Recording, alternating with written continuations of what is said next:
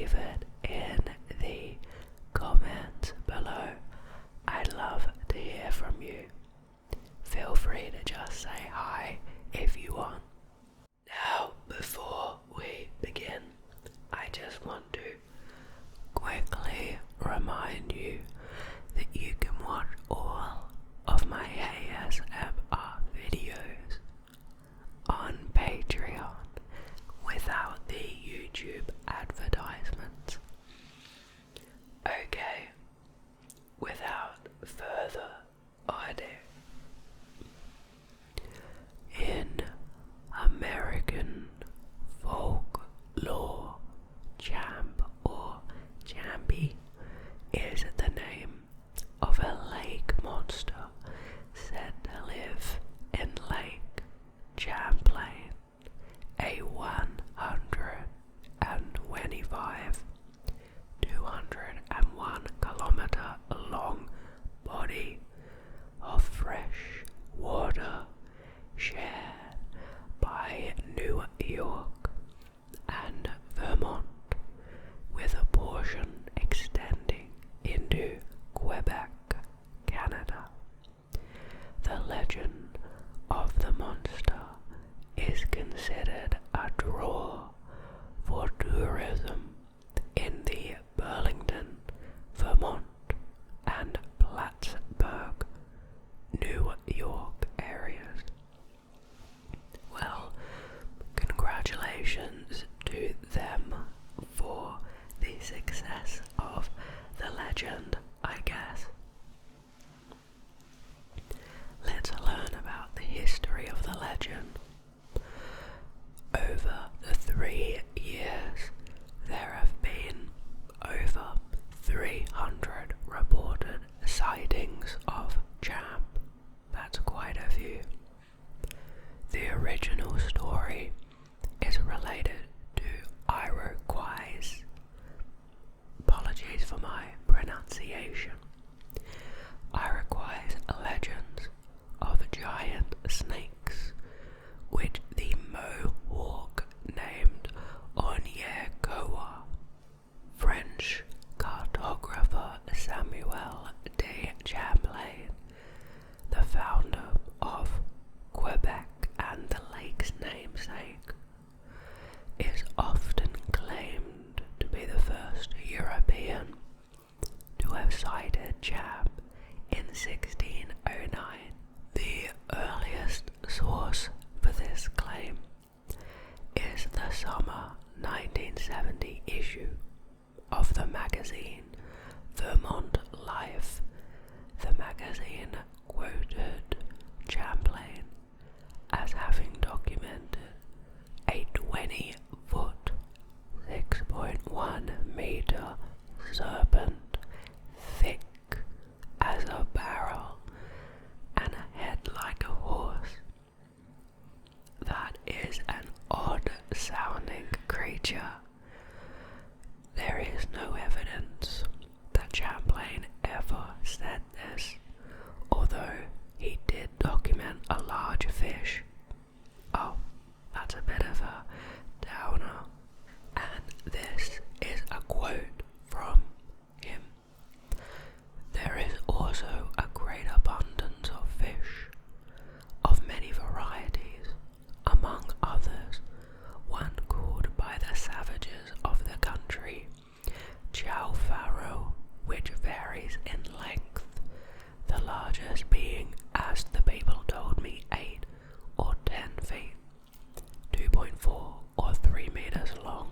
I saw some 5 feet, 1.5 meters long, which were as large as my thigh. The head being as big as my 2 fists, with a snout 2.5 feet, 0.8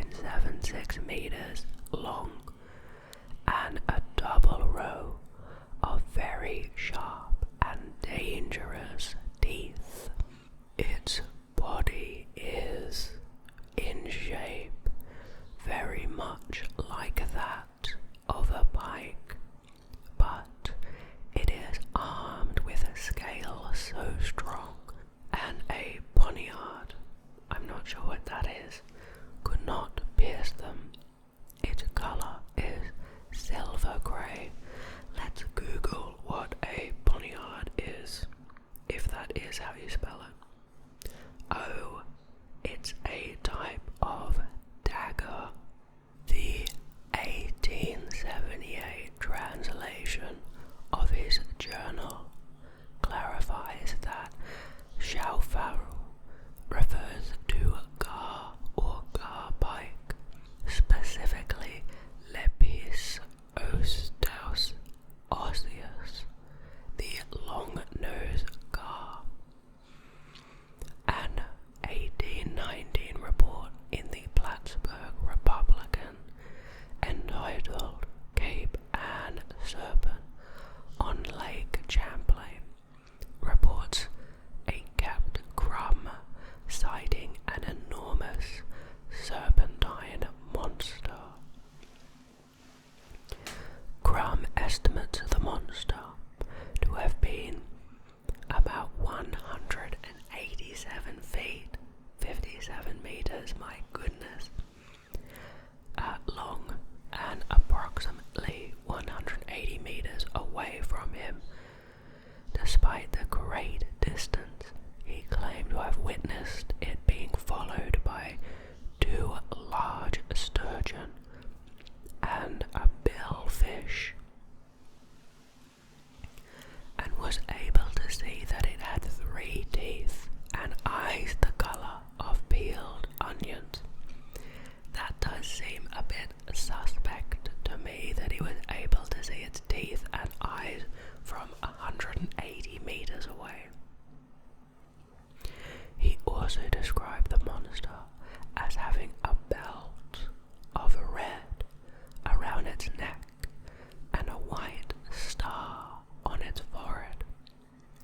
In 1883, Sheriff Nathan H. Mooney claimed that he had seen a water serpent about 20 rods, the equivalent of 110 yards, 100 meters in length. Similar, also massive. From where he was on the shore, he claimed that he was so close that he could see round white spots inside its mouth, and that the creature appeared to be about 25 to 30 feet, 7.6 to 9.1 meters in length. Mooney's sighting led to many more alleged eyewitnesses coming forward with their own accounts of Champ. Okay, well, they both witnessed Champ from 100 to 180 meters away, but the first witness said he was 57 meters. Yeah, but the second said he was 7.6 to 9.1 meters. That is a fairly sizable discrepancy. Also, seeing it from 100 meters away and then saying it was so close that he could see inside its mouth is a little bit contradictory in my mind. The legend of Champ captured the interest of P.T. Barnum. He really comes up very frequently in my readings of cryptids. And in 1873 and 1887, the famous showman offered rewards for anyone who could bring him the monster. Now the next section describes evidence in the form of a photograph, and I'll show you the photograph now.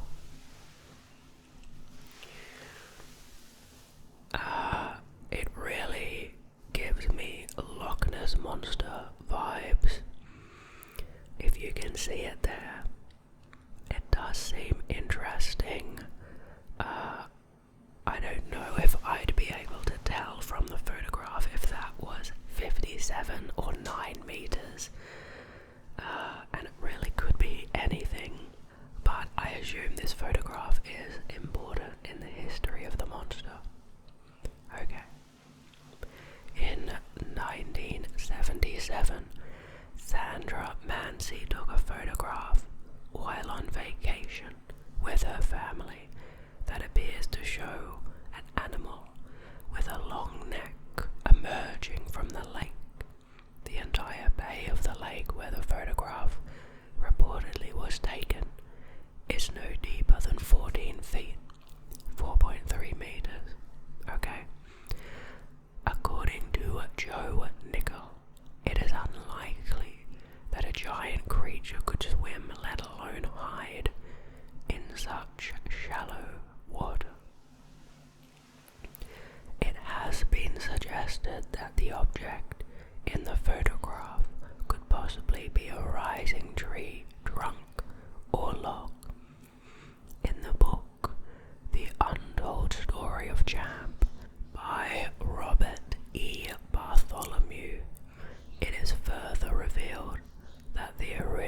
photo was sent to Philip Ryans, a nautical expert at the State University of New York at Plattsburgh, so that he could examine and hopefully authenticate it.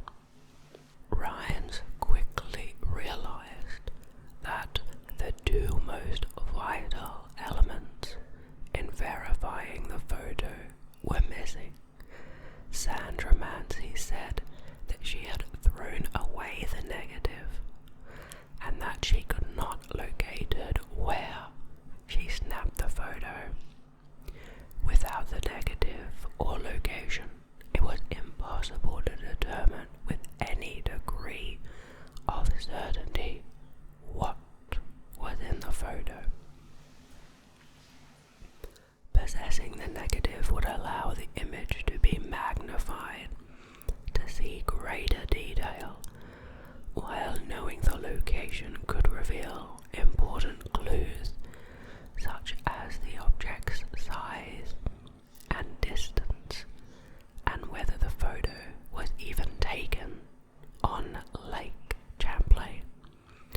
Ryans could not authenticate the photo, and the story behind it led to big questions and potential red flags detailed in his book.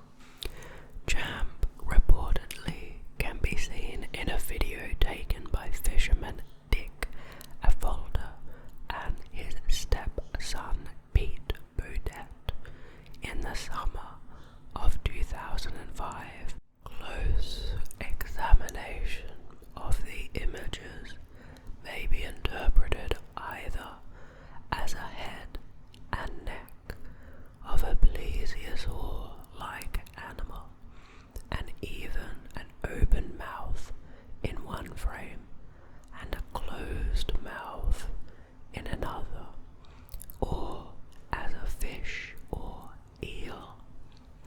Plesiosaur is pretty cool. That would be very nice if there was a extant or not extinct plesiosaur, though something tells me that's probably not true. Although two retired FBI forensic image analysts who reviewed the tape said it appears to be authentic and unmanipulated, one of them added that there's no place in there that I can actually see an animal or any other object on the surface. I'm not sure if you can hear it, but it's raining outside now. Related, the recording of sounds from within the lake by the Fauna Communications Research Institute in 2003, working as part of a Discovery Channel program. The group described the sounds as being similar to those produced by beluga whales or dolphins, neither of which are known to live in Lake Champlain. An article describing the recordings has been published to scientific literature, explaining that the sounds were likely a form of echolocation, despite none of the known native creatures being able to echolocate. That is very strange. I wonder how legitimate it is. I know that Discovery Channel has been known to hype up some not too legitimate claims of lake monsters. I remember watching a lake monster show about myths of monsters in lakes on Discovery Channel when I was a lot younger. But I wonder researched institution is. During the post-production of the film Lucy and the Lake Monster, the filmmaker reviewed their drone footage from the production on August 2024 and noticed what appeared to be a large creature swimming just below the surface of the water in Bulwaga Bay. The alleged creature is visible in the bottom right portion of the screen, swimming behind a boat on which the two lead actors of the film were aboard. The boat was 142 inches from the tip of the bow to the stern and 50.5 inches from the widest point, and the alleged creature appears to be larger than the boat. One of the co-writers, Kelly DeBoer, believes it to be a foundational piece of evidence for Champ. The second co-writer and director of the film, Richard Rossi, said that he shared the footage with scientists. A 10-second clip from the longer 5-minute footage was shared publicly on YouTube. Okay. Now, its cultural importance to New York and Vermont. I think this is interesting to me. I always find it charming when you go to a place and that place's cryptid becomes a staple of mascots and logos and things like that. It's always a bit fun. As a skeptic, I usually find it completely harmless as opposed to some other pseudosciences. I find this fun, and I like the kind of gimmicky things you get with, Bigfoot and Bigfoot stores, things like that. But yes, cultural importance to New York and Vermont. The Champ legend has become a revenue-generating attraction.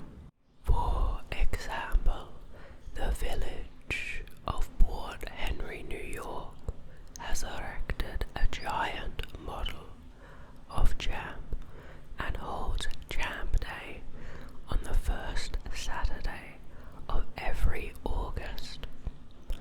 As the mascot of the Vermont baseball team, the Vermont Lake Monsters, Champ has become more prominent after the team was renamed from the Vermont Expos following the 2005 season. Champ has been the primary attraction of the former minor league baseball team since their inception and continues to serve as the Futures Collegiate Baseball League team's mascot. This mascot version of Champ appears as a special guest at various charitable and other functions throughout Vermont. Several nearby establishments, including a car wash, use images of Champ as a logo. That's cute. In 2022, media reported that a feature film, Lucy and the Lake Monster, was in the works, about a young orphan girl and her grandfather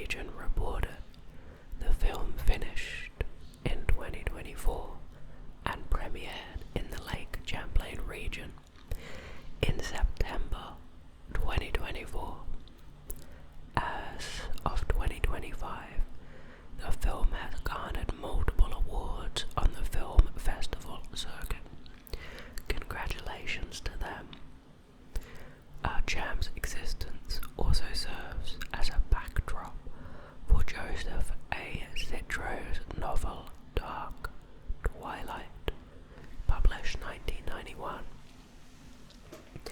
This was a cute and interesting story, and I was definitely not expecting it to go all the way back to Quebec's founder, much older than I expected the tale to be, and those sorts of things are always interesting to me. You may remember from my Indigenous Australian mini-series I did a little while ago, where I talked about the Yowie and creatures like that, and I always find it interesting when perhaps pre-colonization the rumours still existed as well. Interesting. Thank you for sticking to the end of this video. I hope that you feel relaxed inside. Perhaps that you found the video interesting, and I hope that you can take this feeling